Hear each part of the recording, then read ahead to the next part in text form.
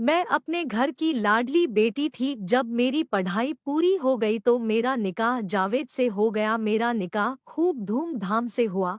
जावेद के पिता का कपड़े का कारोबार था, उनकी खुद की दुकान थी, घर में जमीन जायदाद सब कुछ था। मैं ब्याह कर आई तो पहली रात ही मुझे अपने मर्द की असलियत का पता चल गया।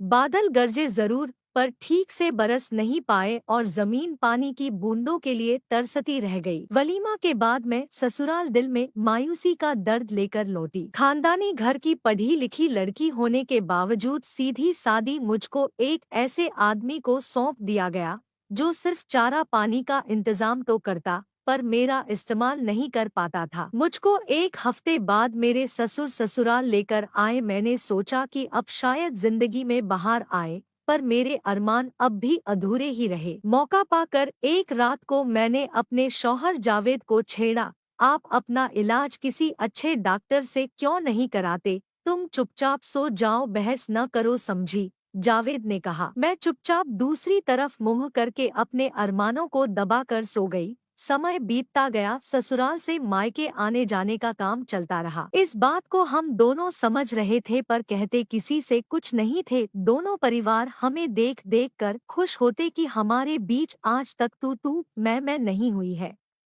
इसी बीच एक ऐसी घटना घटी जिसने मेरी जिंदगी बदल दी। मस्जिद में एक मौलाना आकर रुके। उनकी बातचीत से मेरे ससुर को ऐसा नशा छाया कि वे उनके मुरीद हो गए। झाड़ फूंक व तावीज देकर मौलाना ने तमाम लोगों का मन जीत लिया था। वे मेरे घर के एक कमरे में रहने लगे। बेटी, तुम्हारी शादी के 2 साल हो गए पर मुझे दादा बनने का सुख नहीं मिला।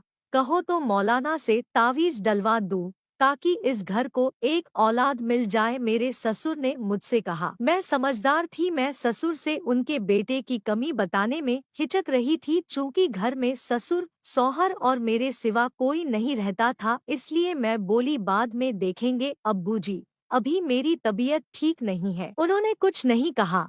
मेरे घर में रहते मौलाना को 2 महीने बीत गए पर उन्होंने मुझको देखा तक नहीं था। उनके लिए सुबह शाम का खाना खुद मेरे ससुर लाते थे। दिन भर मौलाना मस्जिद में इबादत करते। झाड़ फूंक के लिए आने वालों को लेकर वे घर आते जो मस्जिद के करीब था। मेरे ससुर जावेद के साथ दुकान में रहते थे। वे सिर्फ नमाज के वक्त घर या मस्जिद आते थे। मौलाना की कमाई खूब हो रही थी, इसी बहाने मेरे ससुर की कपड़ों की बिक्री भी बढ़ गई थी। वे जी जान से मौलाना को चाहते थे और उनकी बात नहीं टालते थे।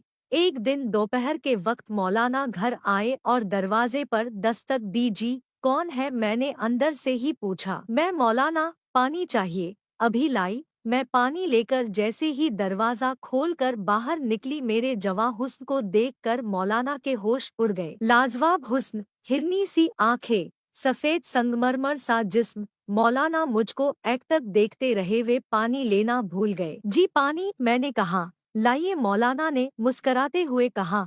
पानी लेकर मौलाना अपने कमरे में लौट आए पर दिल मेरे कदमों में देकर। इधर मेरे दिल में पहली बार किसी पराये मर्द ने दस्तक दी थी। मौलाना अब कोई न कोई बहाना बनाकर मुझको आवाज देकर बुलाने लगे। इधर मैं भी राह ताकती कि कब मौलाना मुझे आवाज दे। एक दिन पानी देने के बहाने मेरे हाथ मौलाना के हाथ से टकरा गया। उसके बाद जिसमें सनसनी सी फैल गई। मोहब्बत ने जोर पकड़ना शुरू कर दिया था। मौलाना के दिल की मुराद पूरी हो गई। अब वे ज्यादा वक्त घर पर गुजारने लगे। बाहर के मरीजों को जल्दी से तावीज देकर भेज देते। इस काम में अब मैं भी चुपके चुपके हाथ बंटाने लगी थी। तकरीबन 6 महीने का समय बीत चुका था। मेरे और मौलाना के बीच मोहब्बत ने जड़ें जमा ली थी। एक दिन मौलाना ने सोचा कि आज अच्छा मौका है, मेरी चाहत का इम्तिहान ले लिया जाए, और वे बिस्तर पर पेट दर्द का बहाना बनाकर लेट गए। मेरा आज पेट दर्द कर रहा है, बहुत तकलीफ हो रही है, तुम जरा सा गर्म पानी से सेंक दो,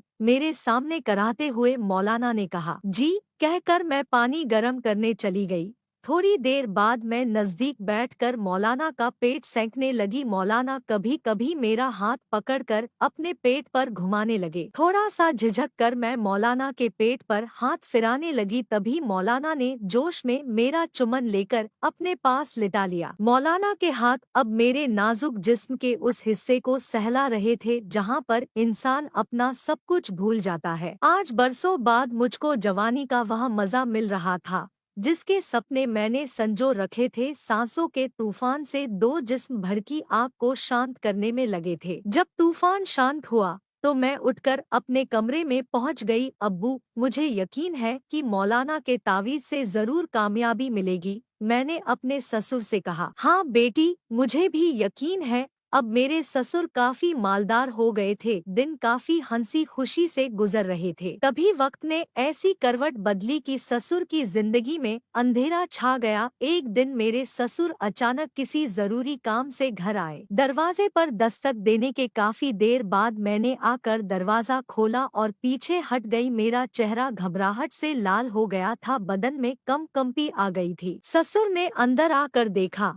तो मेरे बिस्तर पर मौलाना सोने का बहाना बनाकर चुपचाप मुंह ढक कर लेटे थे। यह देखकर ससुर के हाथ पैर फूल गए, पर वे चुपचाप दुकान लौट आए। अब क्या होगा, मुझे डर लग रहा है, कहते हुए मैं मौलाना के सीने से लिपट गई। कुछ नहीं होगा, हम आज ही रात में घर छोड़कर नई दुनिया बसाने निकल जाएंगे। मैं शहर से गाड़ी का इंतजाम करके आता हूँ, तुम तैयार हो ना? मैं तैयार हूँ, जैसा आप मुनासिब समझे। मौलाना चुपचाप शहर चले गए। मौलाना को न पाकर ससुर ने समझा कि उनके डर की वजह से वह भाग गया है। सुबह जावेद ने बताया, अब्बू, सलमा भी घर पर नहीं है। मैंने तमाम जगह खोज लिया पर कहीं उसका पता नहीं है।